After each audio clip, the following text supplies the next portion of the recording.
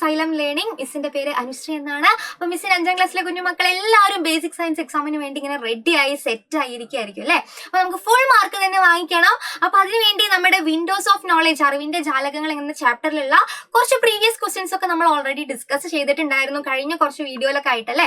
അപ്പൊ അത് കഴിഞ്ഞിട്ടില്ല, നമുക്ക് കുറച്ചും കൂടെ ക്വസ്റ്റ്യൻസ് നമുക്ക് ഡിസ്കസ് ചെയ്യാൻ ബാക്കിയുണ്ട്. ഈ ചാപ്റ്ററിൽ നിന്ന് തന്നെ മുൻ വർഷങ്ങളിൽ ചോദിച്ചിട്ടുള്ള ഇമ്പോർട്ടന്റ് ആയിട്ടുള്ള കുറച്ച് ക്വസ്റ്റ്യൻസും കൂടെ നമുക്ക് ഡിസ്കസ് ചെയ്യാനുണ്ട്.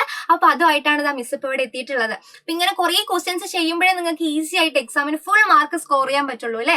അപ്പൊ നമ്മുടെ എന്തായാലും അതേ മോഡലിലുള്ള അതേ പാറ്റേണിലുള്ള ചോദ്യങ്ങൾ തന്നെയായിരിക്കും ഇത്തവണയും ചോദിക്കുക. ചിലപ്പോൾ ഈ ക്വസ്റ്റ്യൻസ് തന്നെയായിരിക്കും നിങ്ങളോട് വീണ്ടും ചോദിക്കുന്നുണ്ടായിരിക്കുക. അപ്പൊ അതിനുവേണ്ടി നമുക്ക് എന്ത് ചെയ്യണം, കുറച്ച് ക്വസ്റ്റ്യൻസും കൂടെ ഡിസ്കസ് ചെയ്യാനുണ്ട്.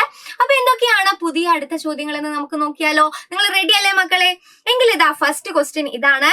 Below is a list of some of the difficult situations that some people experience in everyday life and the mechanisms that can help them filling the missing part. അതായത് ഇവിടെ ഒരു ടേബിൾ തന്നിട്ടുണ്ട്.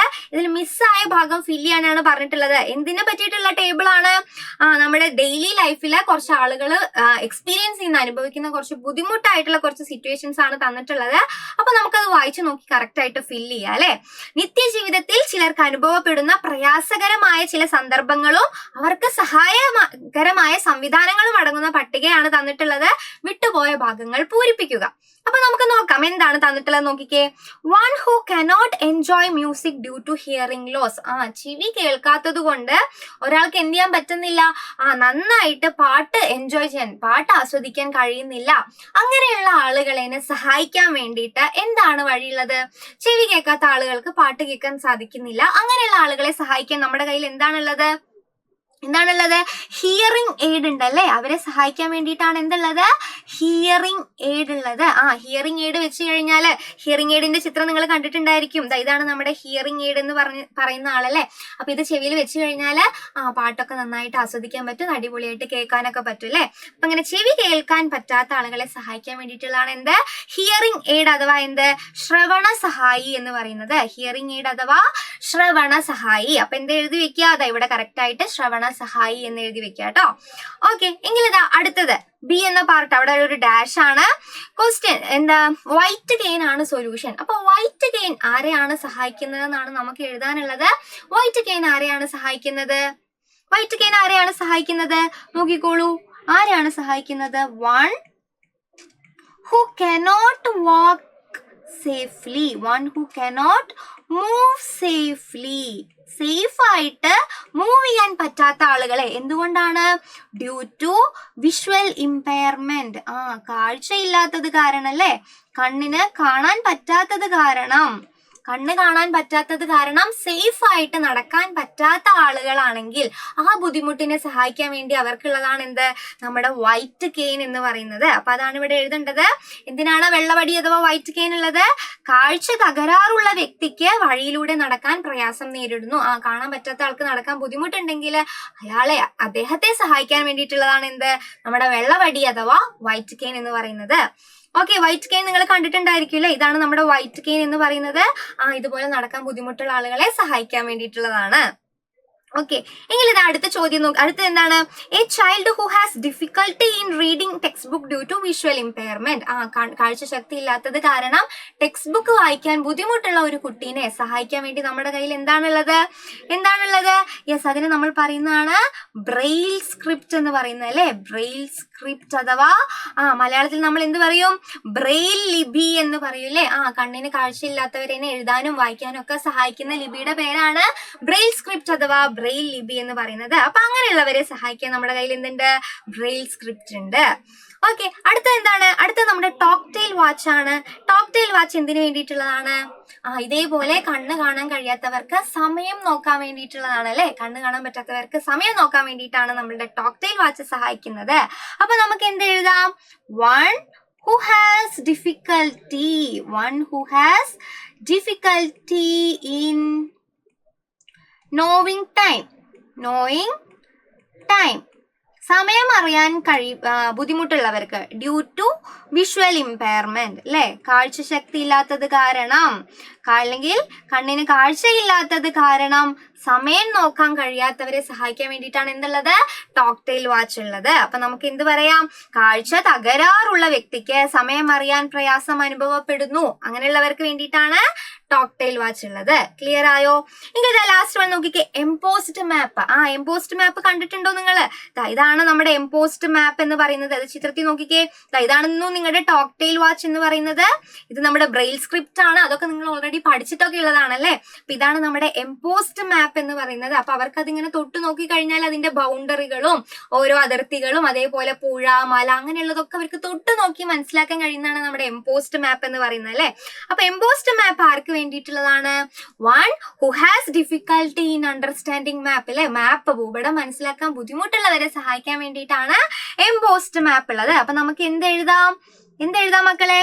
One who has difficulty in, എന്തിലാണ് difficulty in understanding map due to visual impairment അല്ലെ. Due to visual impairment, കാഴ്ചശക്തി ഇല്ലാത്തതിനാൽ അല്ലെങ്കിൽ കണ്ണ് കാണാൻ പറ്റാത്തതിനാൽ മാപ്പ് മനസ്സിലാക്കാൻ ബുദ്ധിമുട്ടുള്ളവർക്ക് സഹായിക്കാൻ വേണ്ടിയിട്ടാണ് എന്തുള്ളത്, എംപോസ്ഡ് മാപ്പ് ഉള്ളത്. അതായത് കാഴ്ച തകരാറുള്ള കുട്ടിക്ക് ഭൂപടം വായിച്ചെടുക്കാൻ പ്രയാസം അനുഭവപ്പെടുന്നുണ്ടെങ്കിൽ അതിന് വേണ്ടിയിട്ടാണ് നമ്മുടെ എംപോസ്ഡ് മാപ്പ് ഉള്ളത്. അപ്പൊ നമ്മുടെ അന്ധരായ ആളുകളെ സഹായിക്കാൻ വേണ്ടിയിട്ടാണ് നമ്മുടെ white cane, braille script, tactile watch, hearing aid ചെവി കേൾക്കാത്ത ആളുകളെ സഹായിക്കാൻ വേണ്ടിയിട്ട്, പിന്നെ നമ്മുടെ എംപോസ്ഡ് മാപ്പ്.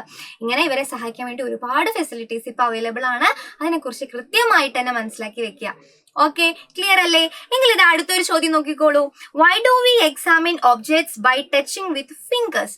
നാം വസ്തുക്കളെ വിരലുകൾ ഉപയോഗിച്ച് തൊട്ടു നോക്കുന്നത് എന്തുകൊണ്ടാണ്? നമ്മൾ ഏതൊരു വസ്തു കിട്ടിക്കഴിഞ്ഞാൽ ഇങ്ങനെ വിരൽ വെച്ചാണ് തൊട്ടു നോക്കാറുള്ളത് അല്ലേ? നമ്മൾ വേറൊരു അവയവം വെച്ച് തൊട്ടു നോക്കാറില്ല, വിരൽ വെച്ചാണ് തൊട്ടു നോക്കുന്നത്. എന്തുകൊണ്ടാണ് നമ്മൾ വിരൽ വെച്ച് തൊട്ടു നോക്കുന്നത് എന്നാണ് ചോദ്യം. എന്തുകൊണ്ടായിരിക്കാം? നോക്കിക്കോളൂ. The sense of touch is not the same in all parts of the body അല്ലെ. സ്പർശന ശക്തി ശരീരത്തിന്റെ എല്ലാ ഭാഗത്തും ഒരുപോലെയല്ല. എല്ലാ ഭാഗത്തും ഒരുപോലെയാണോ സ്പർശന ശക്തി? അല്ല.